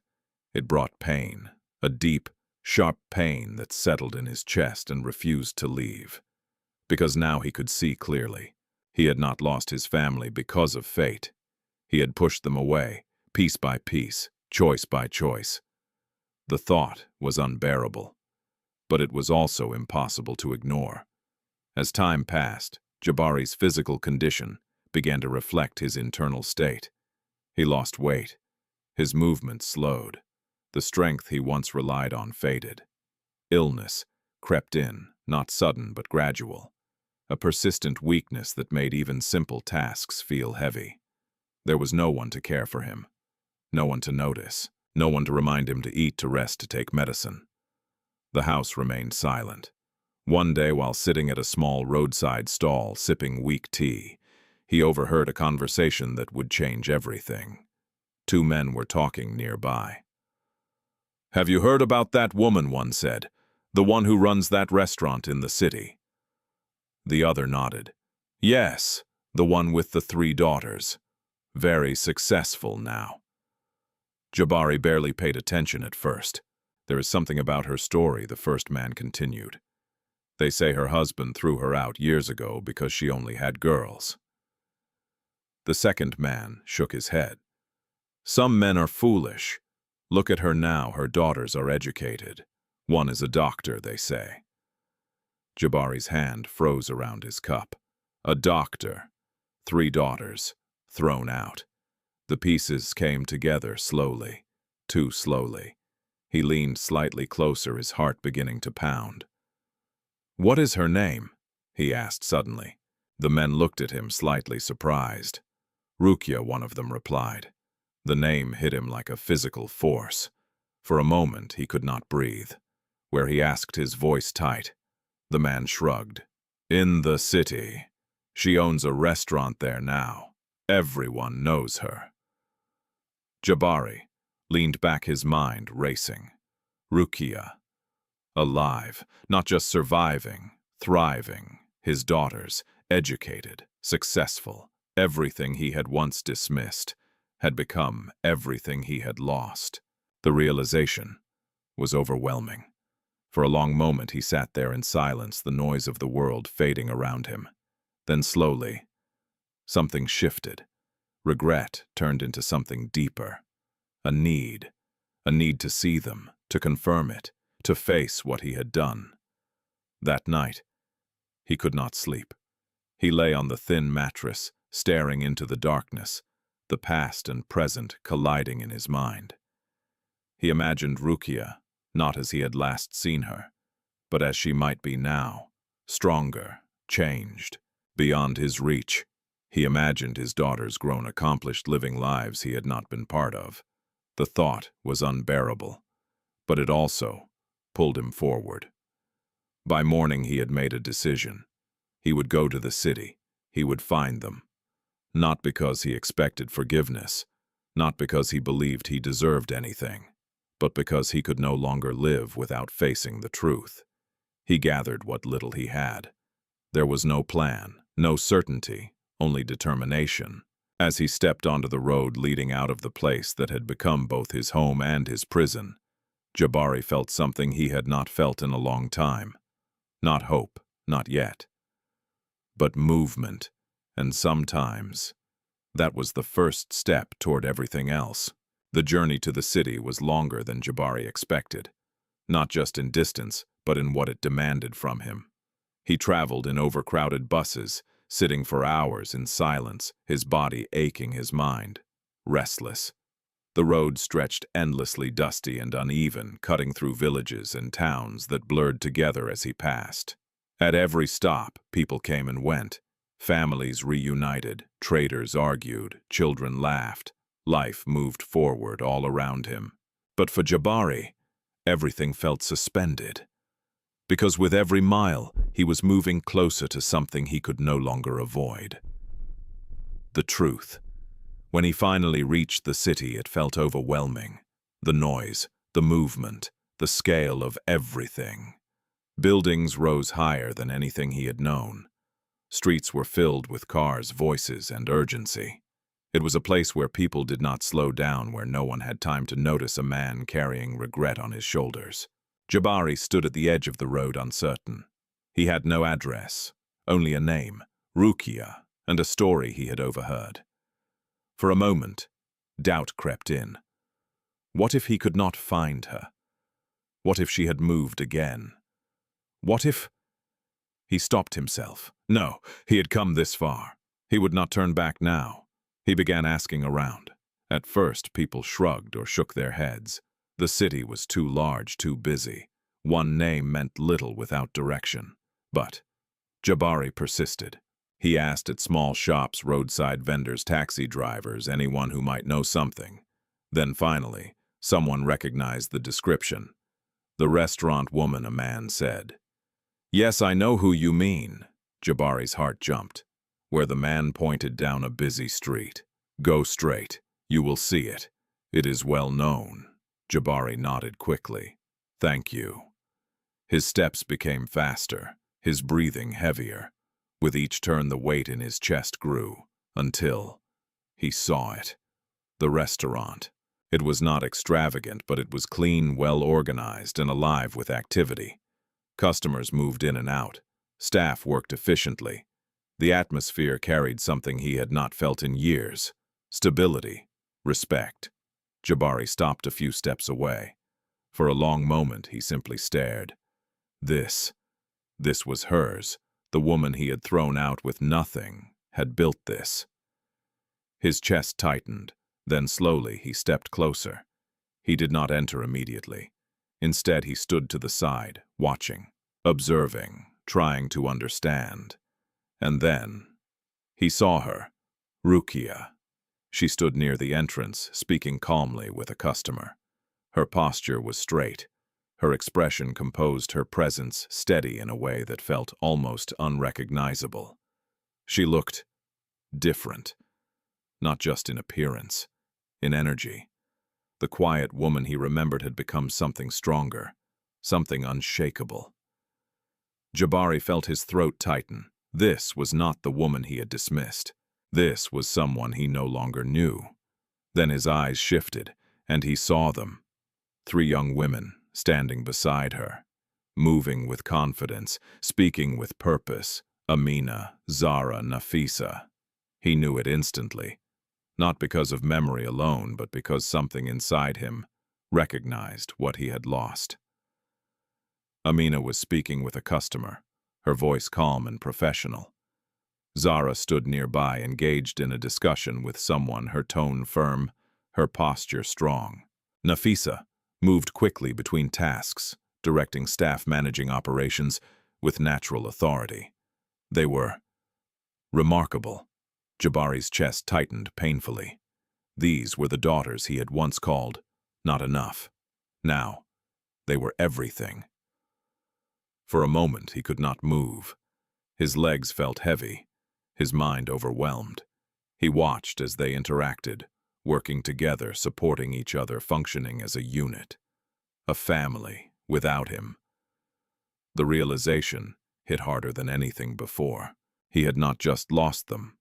They had moved on, built a life, thrived without him, and now he was nothing more than a stranger standing outside. Jabari took a step back, then another. His breathing became uneven. He turned slightly as if to leave, because suddenly he was afraid. Afraid to face them, afraid to hear what they might say, afraid of confirming what he already knew. But as he began to walk away, something stopped him. A memory. Amina's voice. Papa, the way she had once reached for him, the way he had turned away. Jabari closed his eyes tightly. No, he could not leave. Not again, not like this. He turned back, slowly, his steps uncertain. Then with effort he walked toward the entrance. Each step felt heavier than the last. Customers moved around him unaware of the storm inside him, and then he was close enough to be seen. Zara noticed him first. Her eyes shifted briefly, then paused. There was something in her expression. Not recognition. Not yet, but awareness. She looked again. Longer, this time. Jabari felt his heart pounding. Amina followed her gaze. Then Nafisa. And finally, Rukiya. Time seemed to stop. Their eyes met. For a moment, no one spoke. No one moved. The noise of the restaurant faded into the background. Jabari felt everything collapse inward. This was it. The moment he had come for. The moment he had feared. The moment he could not escape. Rukiya's expression did not change dramatically. There was no shock, no visible anger, just stillness, recognition, and distance. Jabari opened his mouth to speak, but no words came, because suddenly he understood something with painful clarity. He had imagined this moment differently. He had thought he would explain, apologize, say something that would begin to fix what he had broken. But standing there, looking at the life they had built without him, he realized something else. He did not belong here, not anymore. The truth settled heavily in his chest, and for the first time, he felt the full weight of it. Not just regret, but consequence, and there was no way to undo it. No way to erase the past. No way to step back into a place he had willingly abandoned. Jabari swallowed hard. His voice, when it finally came, was barely steady. Rukiya. The name felt unfamiliar on his lips, because the woman standing before him was no longer the one he had left behind. The moment Jabari spoke her name, the air inside the restaurant shifted. Not loudly, not dramatically, but enough. Rukiya did not move immediately. She simply stood there, her eyes resting on him, with a calmness that felt more distant than anger ever could. For years she had imagined what this moment might feel like if it ever came. She had thought of questions of pain, of things left unsaid. But now standing face to face with the man who had once erased her life in a single night, she felt none of those things, only stillness and clarity. Amina was the first to react. Her expression tightened slightly, her body instinctively shifting closer to her mother. She did not speak at first, but her presence carried a quiet strength. Zara, on the other hand, did not hide her reaction. Her eyes narrowed, her posture straightened, and she took a step forward, placing herself between Jabari and Rukiya without even thinking. Nafisa remained still, her gaze moving carefully between her sisters and the man standing before them, trying to understand a reality she had only heard about in fragments. Because to her, this man was a stranger. Jabari noticed everything, the distance, the tension, the absence of warmth, and it struck him harder than any words could have. He began, but his voice faltered. He had rehearsed this moment in his mind countless times, but now the words felt empty, inadequate. Rukiya spoke first. "Why are you here?" Her voice was calm, steady, without accusation, but also without invitation. Jabari swallowed hard. "I came to see you," he said. Zara let out a short, sharp breath. After how many years, she asked, her tone cutting through the space. Jabari turned slightly toward her, his expression strained. After you threw us out." She continued, her voice rising just enough to draw attention from nearby customers. Rukiya placed a gentle hand on Zara's arm. "Lower your voice," she said quietly. Zara clenched her jaw but obeyed. The tension remained. Jabari looked between them, his chest tightening. "I made a mistake," he said finally. The words hung in the air, simple but heavy. Amina stepped forward this time. Her voice was calm but firm. "A mistake," she repeated. "You call that a mistake?" Jabari met her eyes, and for a moment he saw her not as the child he remembered, but as the woman she had become, strong, clear, unafraid. "I was wrong," he said. Amina held his gaze. "You didn't just do something wrong," she said quietly. "You chose to abandon us." The truth in her words left no space for denial. Jabari lowered his eyes. "I know," he said. Silence followed. Not empty silence. Heavy silence. The kind that carried years of unspoken pain. Nafisa finally spoke, her voice softer than her sister's, but no less direct. "Why now?" Jabari looked at her surprised. She stepped forward slightly. "Why didn't you come before she asked? Why now?" The question cut deeper than anger, because it demanded honesty. Jabari hesitated. Then slowly he answered. "I lost everything," he said. Zara let out a bitter laugh. "Of course you did," she said. Rukiya's gaze did not change. "Explain," she said. Jabari took a breath. "My son," he began, his voice tightening. "He died." The words landed heavily. For a brief moment, even Zara's anger paused. "And his mother left," he continued.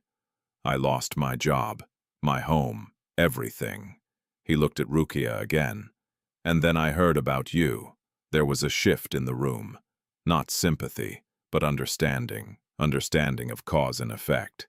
Zara crossed her arms. "So when you had everything, you didn't need us," she said.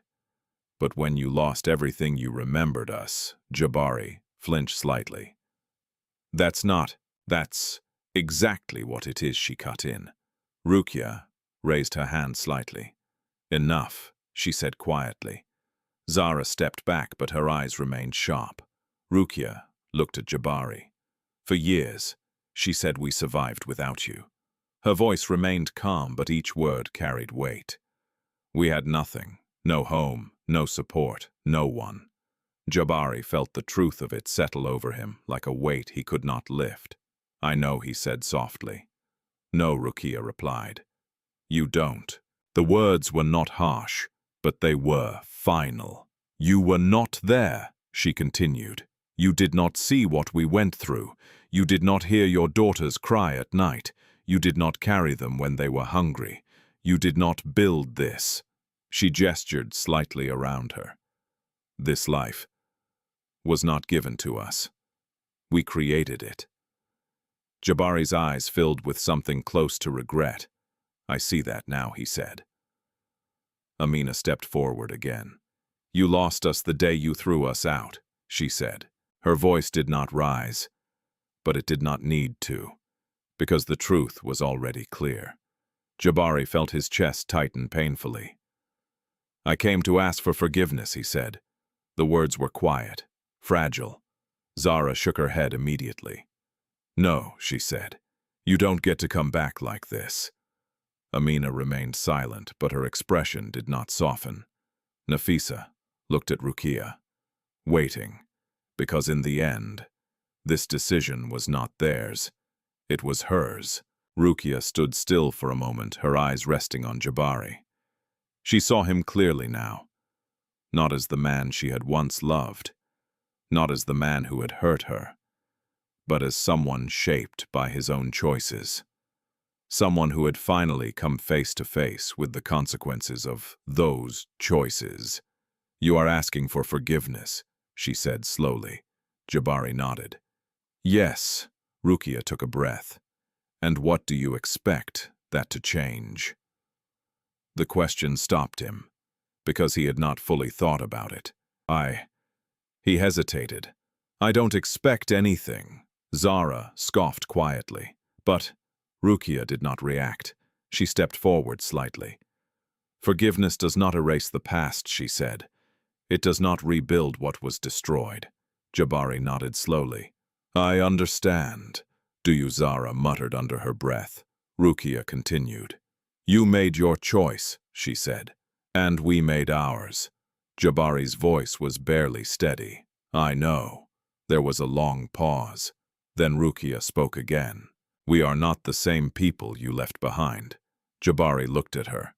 His eyes filled with something he could not hide anymore. I can see that. Rukiya nodded.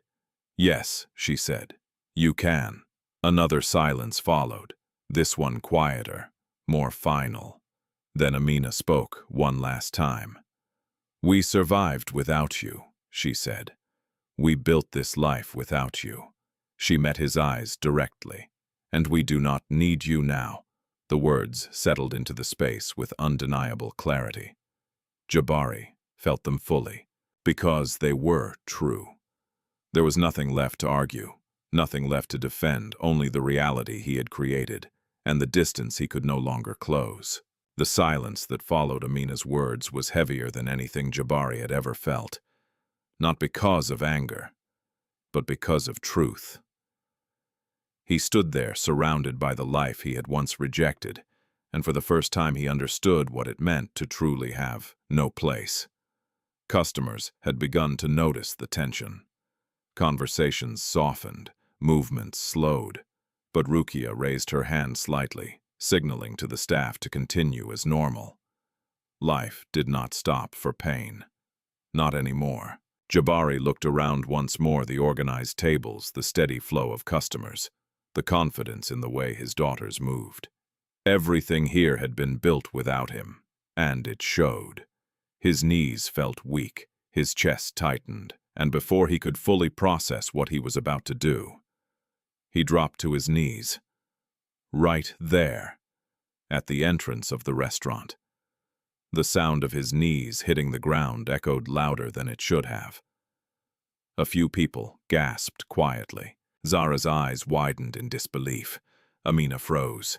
Nafisa took a small step back. But Rukiya did not move. Jabari bowed his head, his hands trembling as they pressed against the ground. Rukiya, he said, his voice breaking. Please, forgive me. The words came out raw, unfiltered.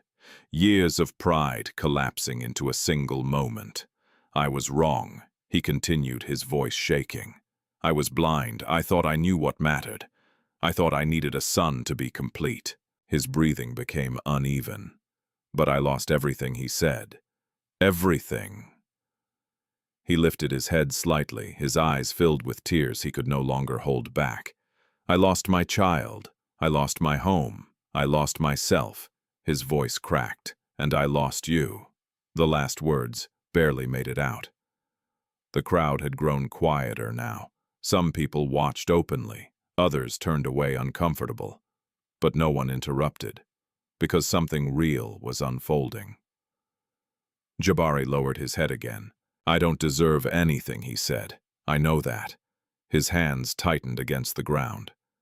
But I am begging you. His voice dropped to a whisper. Forgive me. The word hung in the air. Fragile, heavy, final. Zara took a step forward, her anger rising again. No, she said sharply. You don't get to do this, Zara. Rukiya's voice stopped her. Not loud, but firm. Zara turned, frustration written across her face. Mama, I said enough, Rukiya repeated. Zara stepped back, her chest rising and falling with contained emotion. Amina remained still, her eyes fixed on Jabari, her expression unreadable. Nafisa looked between them all, her heart caught between curiosity, confusion, and something deeper she was still trying to understand. Rukiya finally moved. She stepped forward slowly, her presence calm, controlled, and unwavering. She stopped a short distance in front of Jabari. He looked up at her. Hope flickered in his eyes, but it was weak, uncertain, because even he did not believe he deserved what he was asking for. Rukiya looked down at him. For a long moment she said nothing. She allowed the silence to settle, to breathe, to carry the weight of everything that had come before. When she finally spoke, her voice was steady. You are asking for forgiveness, she said. Jabari nodded quickly. Yes. Rukiya tilted her head slightly. Do you know what that means? Jabari hesitated. I know I hurt you, he said. I know I hurt them. I know I destroyed our family. Rukiya's gaze did not soften. "You did more than that," she said quietly. Her voice remained calm, but every word carried clarity. "You made them feel unwanted." She gestured slightly toward her daughters. "You made them believe they were not enough." Jabari's chest tightened. "You made me carry everything alone," she continued. "The hunger, the fear, the shame, the uncertainty." Her eyes remained fixed on his. "You walked away from all of it." Jabari lowered his head again. "I know," he whispered. Rukiya took a slow breath. "And now," she said, "you are here." Jabari nodded. "Yes." Why, the question was simple, but it demanded truth. Jabari swallowed hard. "Because I cannot live with what I did," he said. "Because I see it now. I see everything I lost." Rukiya studied him carefully. "And if your life had remained comfortable," she asked, "if you had not lost your son, if you had not lost your home, would you still be here?" The question struck him deeply. He opened his mouth to answer, but no words came. Because he did not know, and that was the answer. Rukiya nodded slowly. "I thought so," she said. Jabari felt the weight of her understanding press against him. Not anger, not bitterness, truth, and truth was harder to face. Rukiya's voice softened slightly, but not with weakness. With clarity, she said, "Forgiveness is not about you." Jabari looked up. "It is about me," she continued. "It is about letting go of what you did. So it no longer controls my life." There was a pause. Then she added, "But forgiveness does not mean forgetting." The words settled heavily.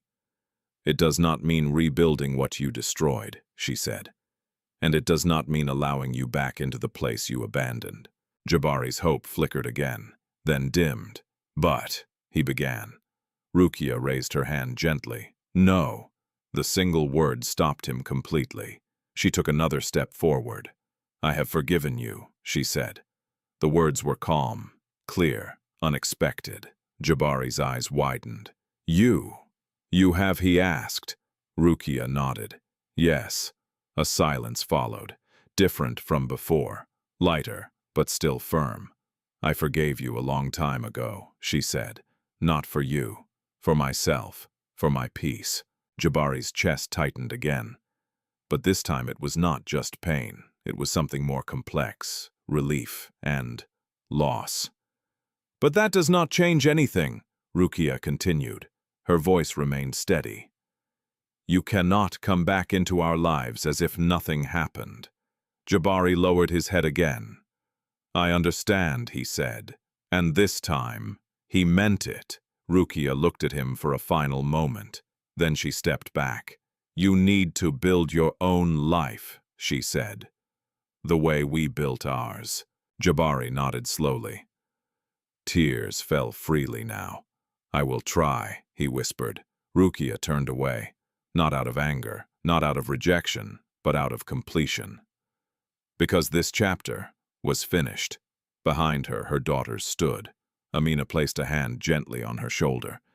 Zara remained tense but silent. Nafisa looked at Jabari one last time, her expression thoughtful. Then she turned away as well. Jabari remained on his knees. Not because he was waiting for more, but because he no longer had the strength to stand. He had come seeking forgiveness, and he had received it. But not the return he had hoped for, because some losses are not meant to be reversed, only understood. The moment passed, but its weight did not disappear.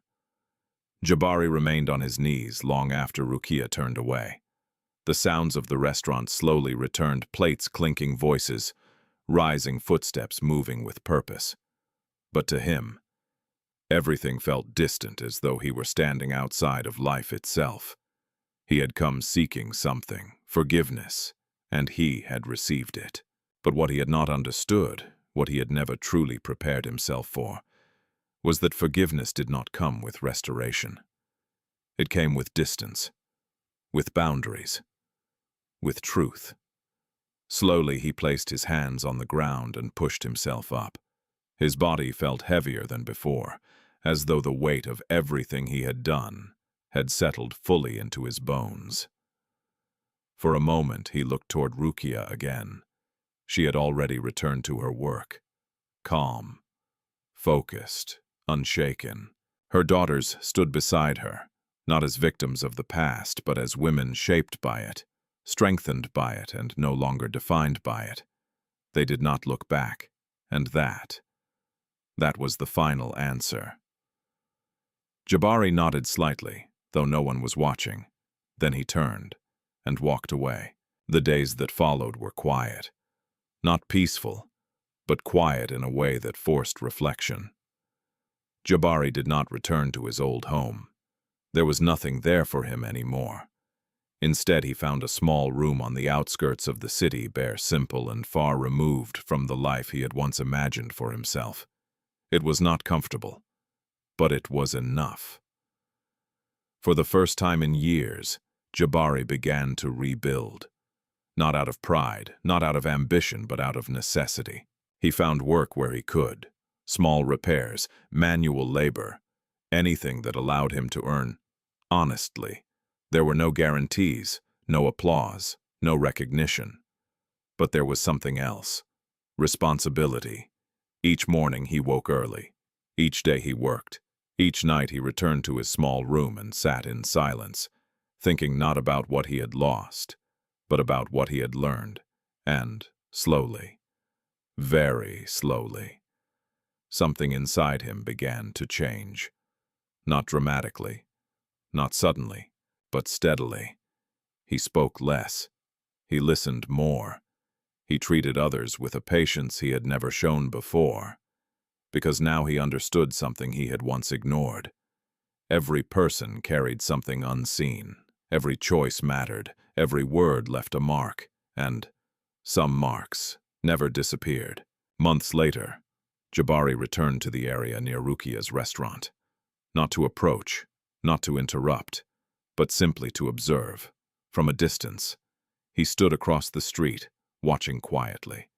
The restaurant was busier now, expanded, stronger, more established. Rukiya moved through it with the same calm authority.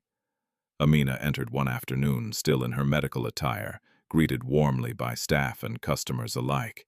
Zara arrived another day, speaking confidently on her phone, before stepping inside. Nafisa coordinated operations with ease, her presence commanding respect. They were thriving, not surviving, thriving. Jabari felt a deep ache in his chest, but it was no longer sharp. It was something else. Acceptance. He had once believed that his role as a man, as a father, was defined by control, by legacy, by having a son. Now, standing at a distance, he saw the truth clearly. He had never needed a son. He had needed to be better. And he had failed. Not because life was unfair, but because he had made the wrong choices. Again and again. Jabari lowered his head slightly. Then he turned and walked away. Not in defeat, but in understanding. Back at the restaurant, life continued as it always did. Rukiya noticed many things. She noticed the way her daughters had grown into themselves. She noticed the respect they received, the lives they were building, the impact they were making. But she also noticed something else. She noticed the way the past no longer held power over her. It had once been a shadow that followed her everywhere. A weight she carried, a pain she could not escape. But now, it was simply part of her story, not the end of it, not even the most important part. One evening, as the sun set and the restaurant began to quiet, Rukiya stood outside, watching the sky shift into soft shades of orange and gold. Amina joined her. "Mama," she said gently, "do you ever think about him?" Rukiya did not answer immediately. She considered the question carefully. Then she nodded. "Sometimes," she said. Amina waited. "And how do you feel?" she asked. Rukiya looked out at the horizon. "Nothing heavy," she said. "Just distance." Amina nodded slowly. "That means you're free," she said. Rukiya smiled faintly. "Yes," she replied. "It does." Zara stepped outside, next followed by Nafisa. They stood together side by side, not as survivors of something broken, but as builders of something whole. And in that moment, everything felt complete. Not perfect, not untouched by pain, but real, strong, earned. Rukiya looked at her daughters, her heart full, not with pride alone, but with something deeper. Gratitude for the strength they had found, for the life they had built, for the journey that had brought them here. She did not need anything more, because everything that had once been taken from her, she had rebuilt, and no one could take it away again. Sometimes life teaches its hardest lessons through loss. Jabari believed that having a son would define his worth. He allowed that belief to blind him to the love already in his life, to the family that needed him, to the truth that value is not determined by gender. And in the end, he lost everything he once took for granted. But Rukiya's story teaches us something deeper. Strength is not loud. It is not always visible. Sometimes it is a quiet decision made in the darkest moment to keep going, to protect what matters, to build something better from nothing.